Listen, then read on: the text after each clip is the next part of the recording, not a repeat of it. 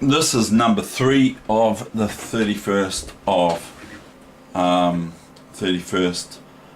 of January 2017, the new year. So anyway, this is number 3 set of problems for the day. So first of all, I want you to have a look at this position. It's very interesting or complicated and all that sort of thing. It's from combinations exploiting piece placings. It's to do with line clearances and line closures and all that sort of thing. Whatever that all means, and double checks and unmasking, double checks, blah blah blah. So here we've got a game that was played between Mason and Weegenaar. Now, a few people will know the name Weegenaar because it's he made lines in the French for the knight c3 line and the French on move 3. And then bishop b, he made the bishop b4 line, I think, which is e4, e6, d4, d5, knight c3, bishop b4, which is called the Weegenaar variation. And so he's no mug. He's better than I was. Better than I am. This game was played in Vienna between Mason, Weegenaar, Vienna 1882. And Weegenaar actually loses this position. White, first of all, our final illustration of the unmasking theme is perhaps the finest historical example of the power of the double check imaginatively visualized at the end of a complex combination. Sounds all good, doesn't it? So anyway, this was 1882 in Vienna between Mason and Weegenaar, like I've said, but I'm just repeating myself on purpose so that you know it's played in 1882, which is when they liked to push pawns and all that sort of thing. So white plays rook g5. Now that at the same time is defending this pawn on f5, which just a move before was threatened with queen f5, etc., nibbling away at the king. Now this position, by the way, any reasonable chess player can tell you basically where the what the opening was in the game from just looking at the middle game position. Now this is the middle game position, and I would more or less gamble that this has come about from a French position. Maybe this is the reason why. This could be a Weegenaar variation of the French. Very, very possible. But then again, it might not be, because we've got a pawn on d6. But that pawn could have come about from c d6 earlier on. And then we've got a black pawn on e4. So I might be wrong, but I might be actually wrong. It might not be a Weegenaar. But anyway, it might be the reason why he started playing the Weegenaar, because he got so fed up with being beaten. So anyway, this is this position here, rook g5, and then, well, black's sort of like kind of obligated to take here, really, because otherwise this is going to lose a pawn and probably get absolutely squashed, because this is check and queen e8 mate after king d8, queen e8 mate. So if it's white's move, even if the knight comes here, white just takes this with check, queen takes, bishop takes, thereby winning material. So black, the engine's on again.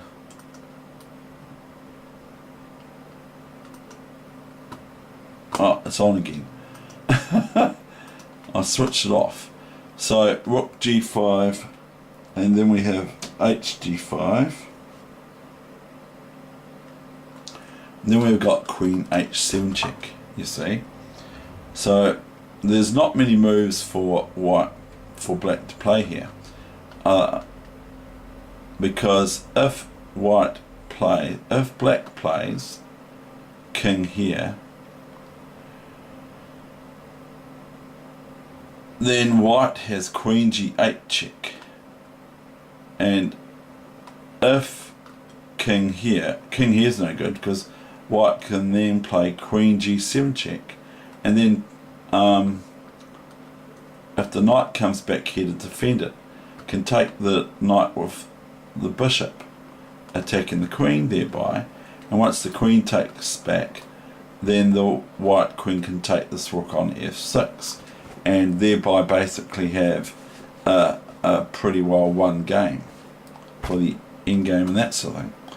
So white anyway is met with this move knight d7, and they give it an exclamation mark. So what I'm saying is that if king here, then white plays queen h8, king e7, queen g7 check. Okay, I did see this, by the way. Queen g7 check, rook f7, f6 check, and then the king has to move here to d8.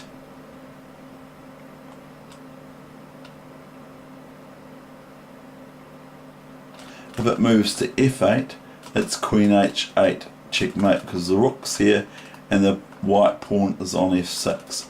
So then it will be queen h8 checkmate.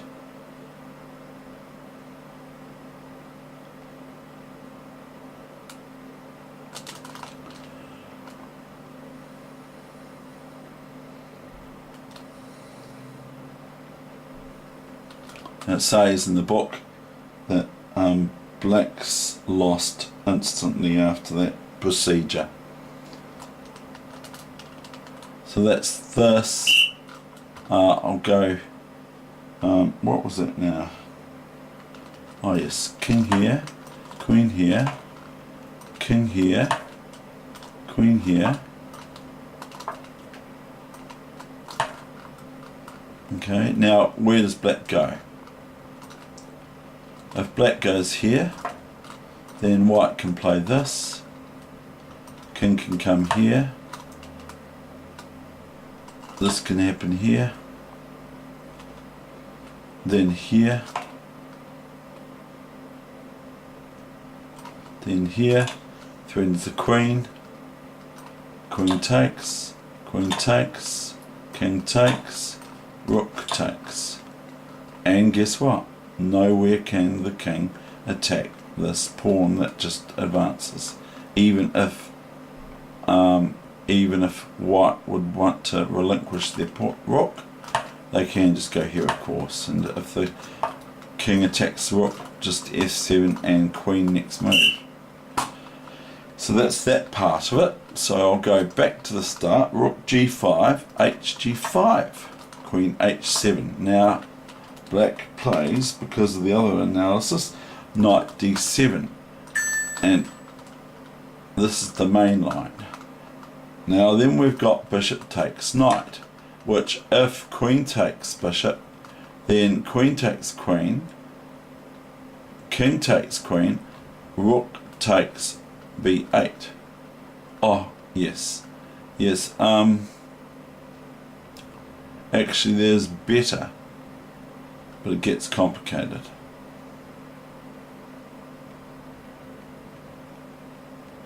But that would be I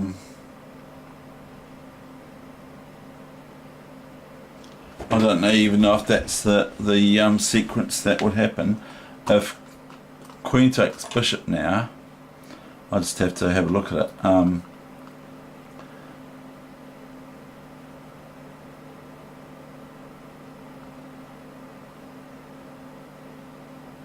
everybody.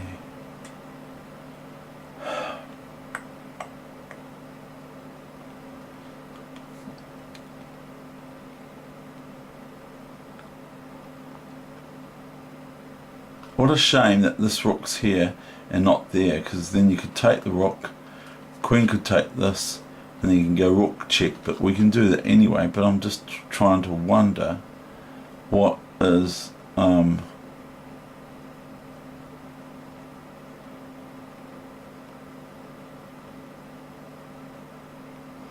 right, okay, then I believe that this is the next move. I'm just going to try this out. Can't interpose the queen, can't leave the queen here or here, because then you lose the queen, and there's no back rank checkmates for black. So king goes here, then the queen goes here, check. Okay, and there is this move, and then this move, or we can take that. That looks quite good. That looks very, very good actually, because it's just threatening rook here, forking the queen to the king, or pinning it, or whatever you want to say. And there's no flight squares for black here. There's this move here, which might put all my thoughts to sleep, but then you've got this check, and then here, and then who knows. So that's all very well. That's my analysis. Knight d7. Here we've got knight d7. Bishop takes knight. Now 2, 4, 6, 8. 2, 3. So yes, white would do well to queen takes queen, queen takes queen, like this, this, this, this, this, this, and so on. White will do well. That's what I did think before, but that's just what would happen. Black has got a totally lost game here with just this pawn can march. The rook's free on this whole 7th rank if it gets to move here next move as well after c4. So if the king probably is the best move here, is king there, and white can merely just play here and then push this pawn to here if they're allowed to, and then get the rook behind it like I said, or if it keeps on being able to go, just go. It might get to the stage where white can just play right up to here, and the rook might come back to defend it, and then the rook can come here to contest the a8 square for queening, and then if the rook takes the rook, the pawn takes, the king takes, and then the king can just go and gobble, gobble, gobble, gobble, throw these pawns up here, etc. So that's all you have to do in endgames, is to scheme about how to actually win it. White's even got this. Not really, they haven't really actually. It's a load of rubbish.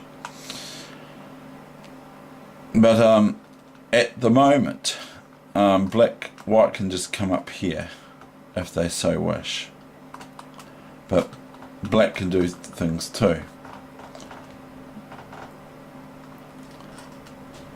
So I would just push this pawn and leave everything else static, because there's not much help happening.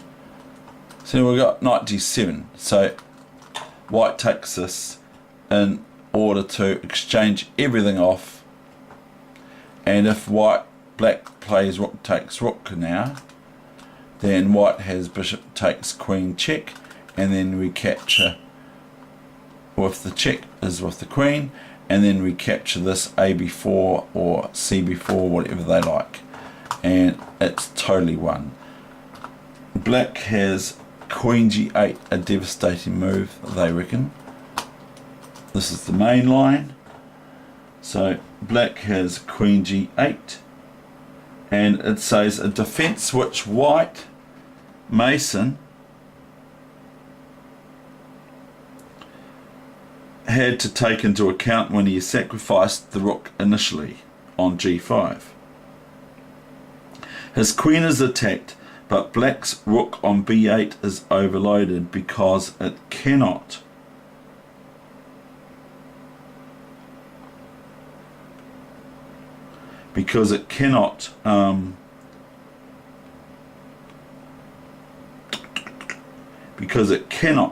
guard the queen and the b7 square at the same time.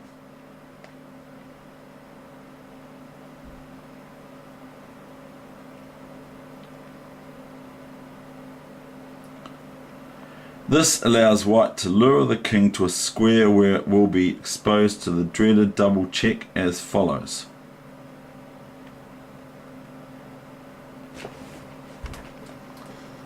Rook b7.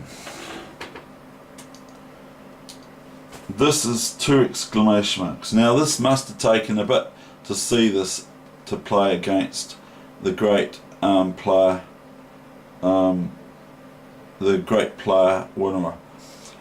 So now there's 2 options. Either black takes the rook with the rook, that's checking white. If the king moves back, it's queen takes queen check, or it's rook takes b8 check and rook g8 or queen g8, etc. Meanwhile this bishop's sitting there and it's still protected by the queen in just about both events. So if rook takes b7, simply queen g8, king d7, queen g7 check, and then white wins this rook as well, because black cannot defend it with their king there, because they can't come up here and they obviously can't go there. They can't come up here because of the 2 pawns in their frontal positions, which are d5 and f5. So this is that rook takes rook is queen takes queen, end of story. Not rook takes rook, bishop c6 check, because then queen takes queen and black's in a supreme position. So the only move here, other than king here, is to take this rook. The king can't move here or here or here or here because of the other things that happen that are quite damaging to black's position. So black plays king c8. Now here comes the double check that's very, very, very strong. And if the rook on b8 wasn't there,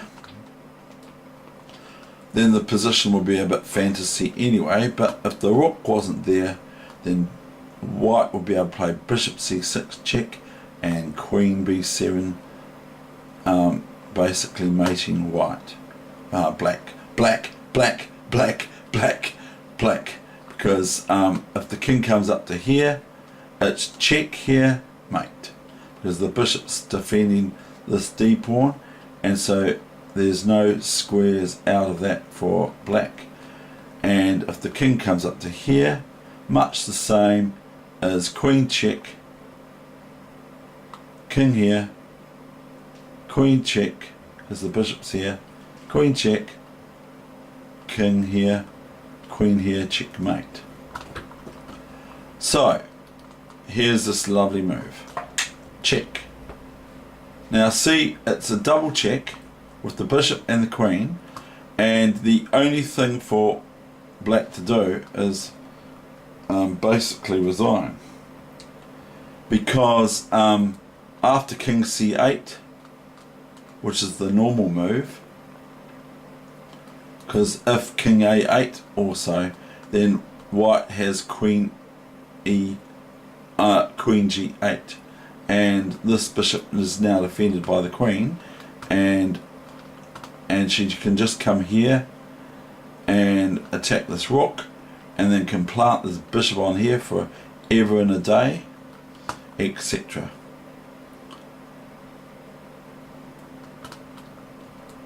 So we've got bishop c8. Now king takes c8 is more or less the only move. Queen takes here, and king moves to protect this rook, and then this rook's picked up, you see. White wins this rook. So that's that problem. And again and again and again I say, play your own move. Don't resign too early. Try, if they've still got, if they're in time trouble or something like that, think about going on and play your own move. And mostly in lightning chess, play the first move that comes into your head. But I'm not saying that that is necessarily going to stand you in good stead, but it will pay off to some extent. To what extent is up to the player.